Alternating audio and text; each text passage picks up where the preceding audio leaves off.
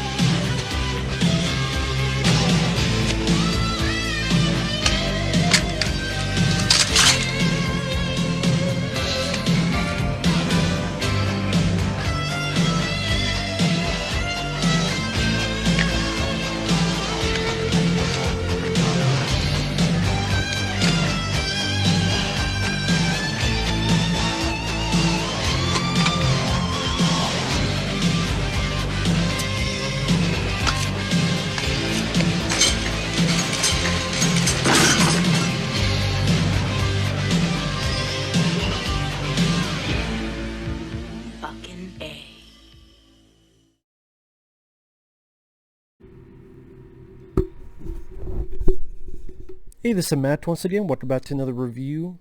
And this is for Guillermo, who sent in a very generous donation to my PayPal. I really appreciate that. And because of that, he's getting quite a few reviews. And what's fun is that A, he's generous, and B, he does pitch some interesting films because either I really like them or I'll really hate them, but at least there's an energetic reaction. But thanks to everyone who's watching, thanks to everyone who has sent in requests. I'm going to do my best to get to them as soon as possible. If you ever want to request pretty much any type of video, movie topic review, send in the request directly to my PayPal or by joining my Patreon. Both of those links are down in the info box. If not, no worries, but if so, thank you.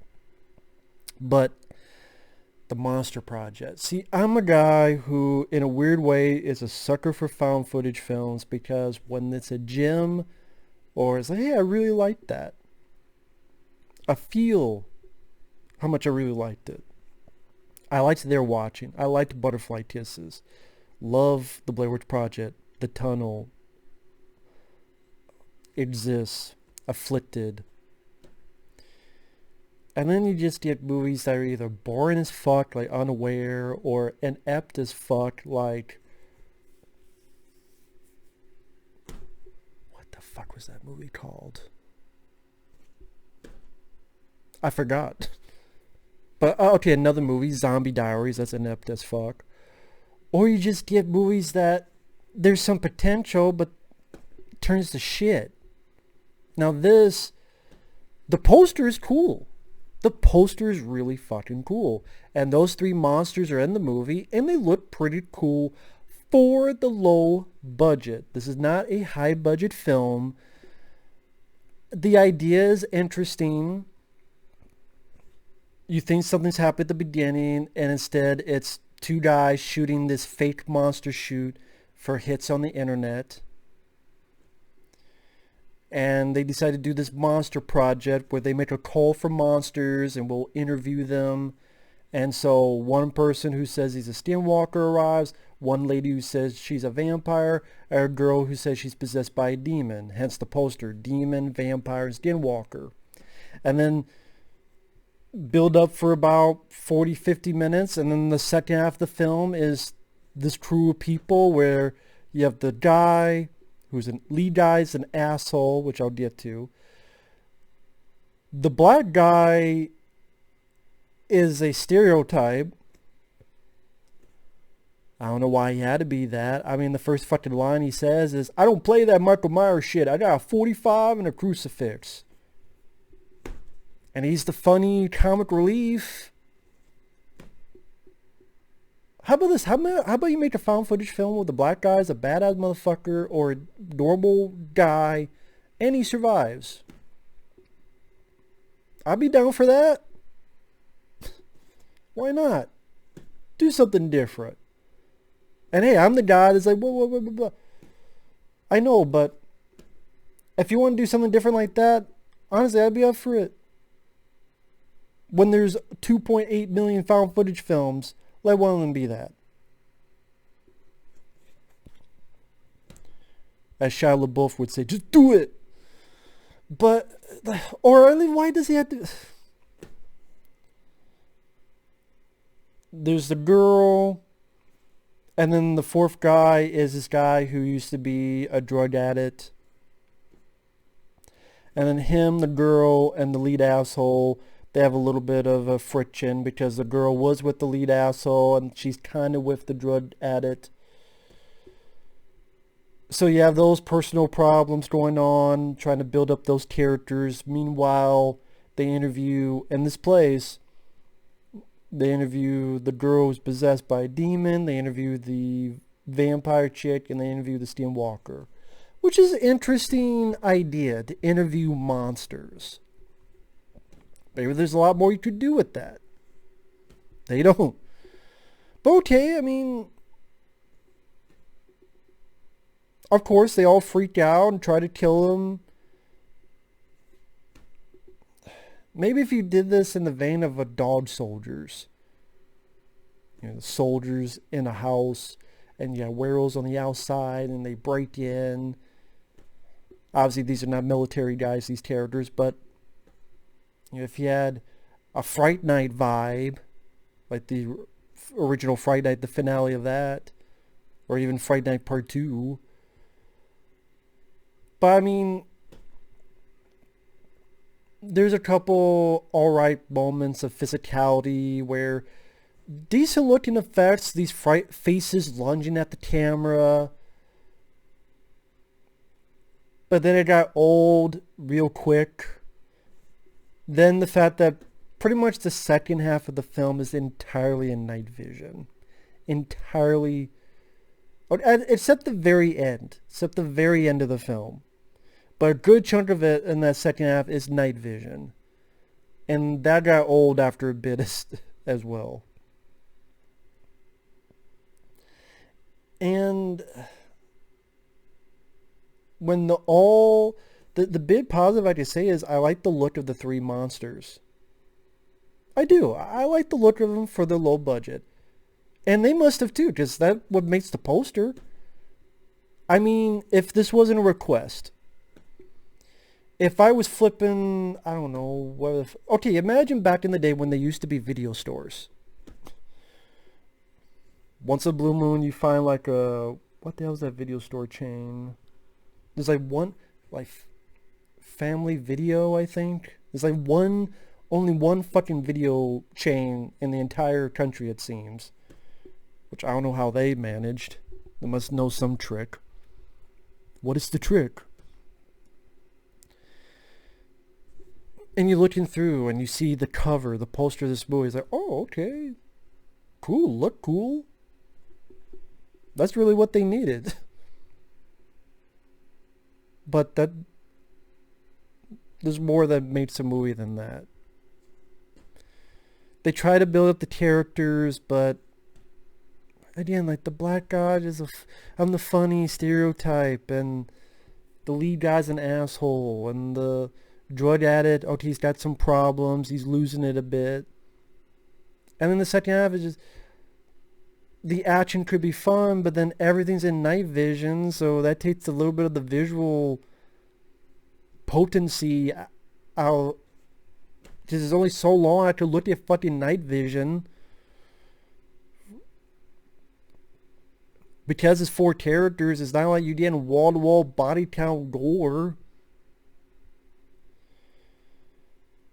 They're being chased, gets a couple little fun moments, but again, it gets old quick.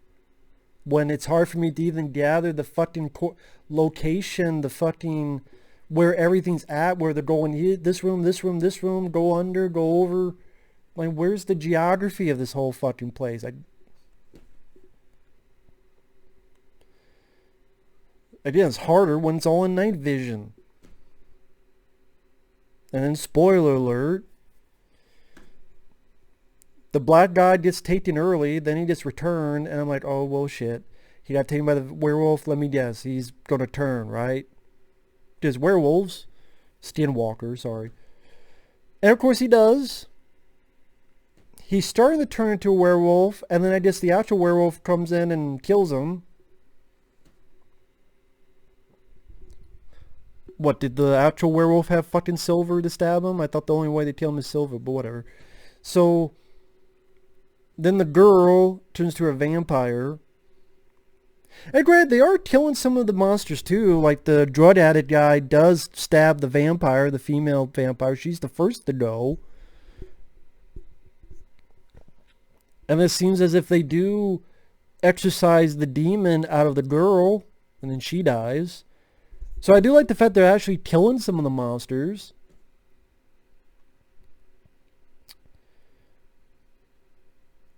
And then it seems like the last guy's the drug addict, and he stabs the werewolf. But it doesn't matter. And this was the worst part of the movie. Like, if it had a halfway decent fucking ending, I might have been like, you know what, this is a time waster. Yeah. But no. Just a stupid fucking twist. It's found footage, Matt. I've seen better. Exists. Afflicted. Chronicle. The Tunnel. Even a film like Butterfly Kisses. I've seen better. They're watching.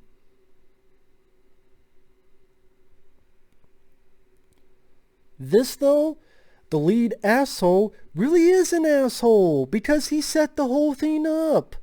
Because the lead asshole who started this project, this big old fucking ritual where all these people and monsters had to die in this exact same place at the exact same time, which I'm thinking, how the fuck?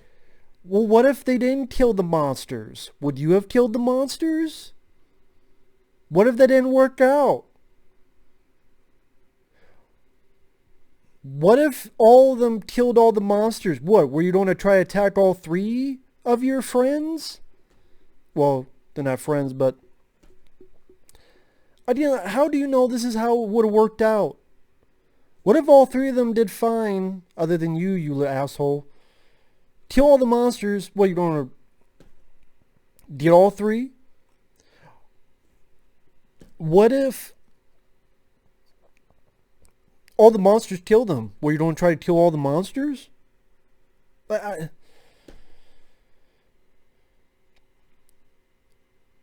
they put him in this pentagram with all these random fucking cult members now. They get the drug addict, they tie him down. They said, oh yeah, we picked you because you believe in God, and I want to show God this. You watching God? And they slit his throat. Because apparently this whole ritual of dead monsters and dead people and having this exact amount, this exact time, this exact night, pretty fucking convenient, will create the Antichrist. And you see a silhouette of a fucking, what is the Antichrist a Mothman? Butterfly Man? I mean, fucking Mothra? Maybe that's the Antichrist. Maybe it is Mothra. That's her fucking secret, Mothra. Secretly, Mothra is the fucking Antichrist. That'd be a Godzilla film. Godzilla's a good guy fighting Mothra because Mothra's the Antichrist. That'd be interesting. Godzilla, you suck cocks in hell.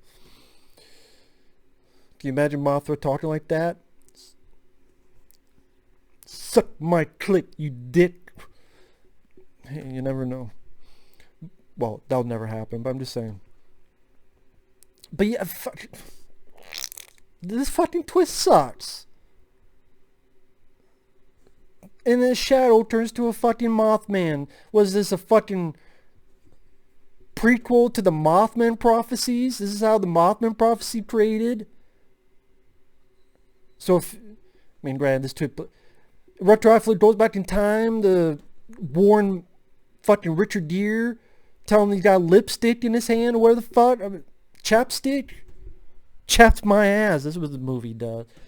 That's what I mean. Okay, interviewing monsters could be cool. You fucked it up. Okay, just have an action where they're fighting the monsters, kill them. No, you gotta fuck it up. How the fuck did this footage get out then? I guess, hey, we're gonna watch people. Hey, here's the Antichrist. Show people. Why? If you're the Antichrist, wouldn't you gonna show people the world anyway? Unless you're gonna be boring, just take a fucking job as a lawyer or something. I don't fucking know, man. The characters could have been better. Black guy didn't have to be a fucking funny stereotype. Most of second half being night vision got old quick. Not knowing, barely figuring out the geography of the fucking place, so some of the action scenes lost interest to me. But the biggest offender is the fucking ending. Stupid twist. And convenient bullshit on top of bullshit. It always makes me wonder when I see films like this, and they always talk about how, you know, it's the Antichrist or the devil. It's like, are you watching God?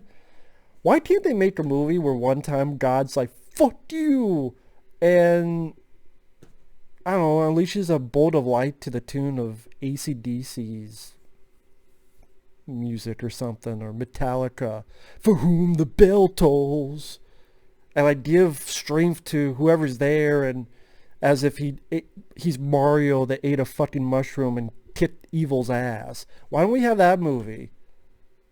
Like God's like, oh yeah, I'm gonna watch, I'm gonna beat the shit out of you.